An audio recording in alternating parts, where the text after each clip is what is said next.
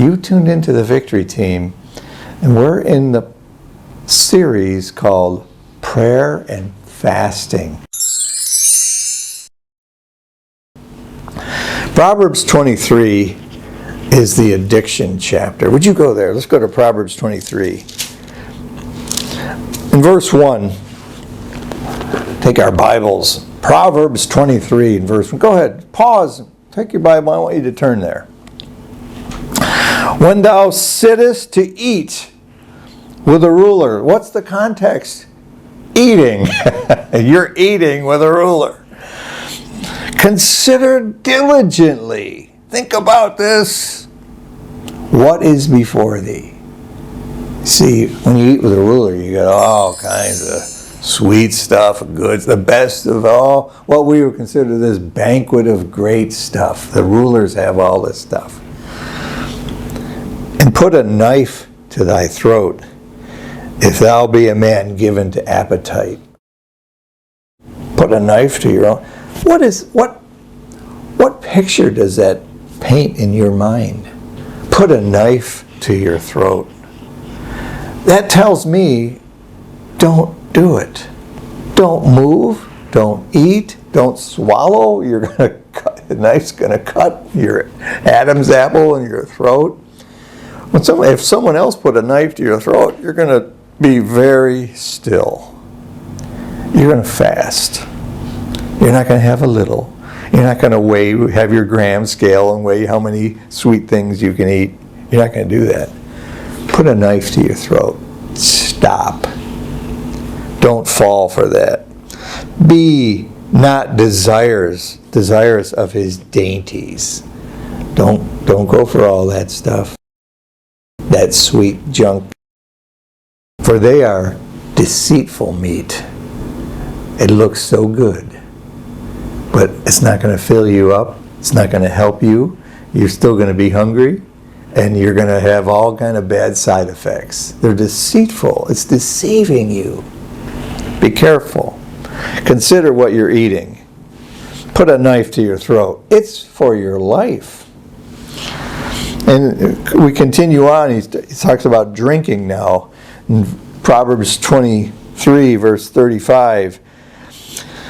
They have stricken me, shalt thou say, and I was not sick. They have beaten me, and I felt it not. When shall I awake? I will seek it yet again. I'm addicted to it. I know it's not good for me, but I'm gonna. And that's what most Americans, and Vietnam too, by the way, were addicted to carbohydrates. Vietnamese have to have rice. Americans have to have bread, sugars, sweets, and snacks. We got addicted. But it's so good. So good. I'm going to end here, but I just want to tell you a little story.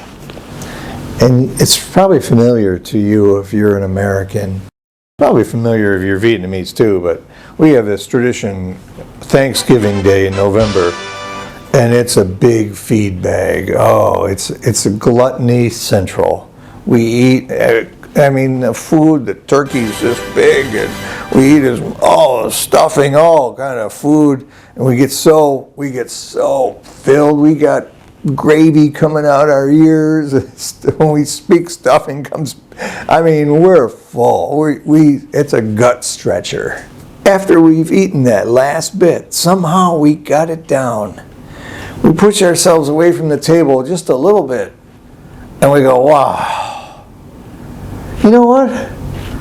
I'm hungry for dessert. You're not hungry. You just ate enough food for a month.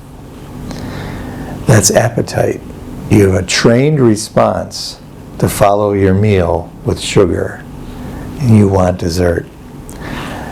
Jesus, when he fasted, he said, and afterward he hungered.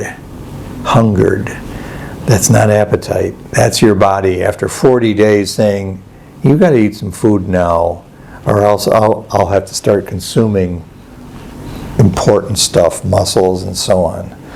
Anyway, we're not going to be there. I want you to know that when you're fasting, you're fighting appetite, you're fighting your own inclinations, you're fighting the fleshly man, the old person. And you're going to get victory because we're going to take step by step. You're going to get control of your health, and it's going to be good for you. I wish you would work with your doctor. Go ahead, try it. I'm going to tell you a story later about what happened to me, and it's good. God bless you. I want you to be healthy. As John wrote to Gaius, as thy soul prospereth, I want you to be in health. So at least consider these things, all right? Oh, consider our sponsor too.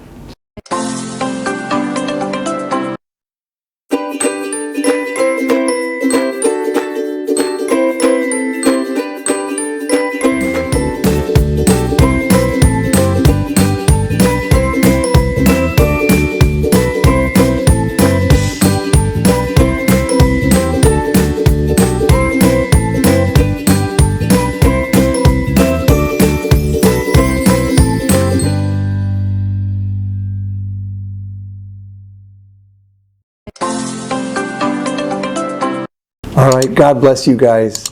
We'll see you next week. Bye.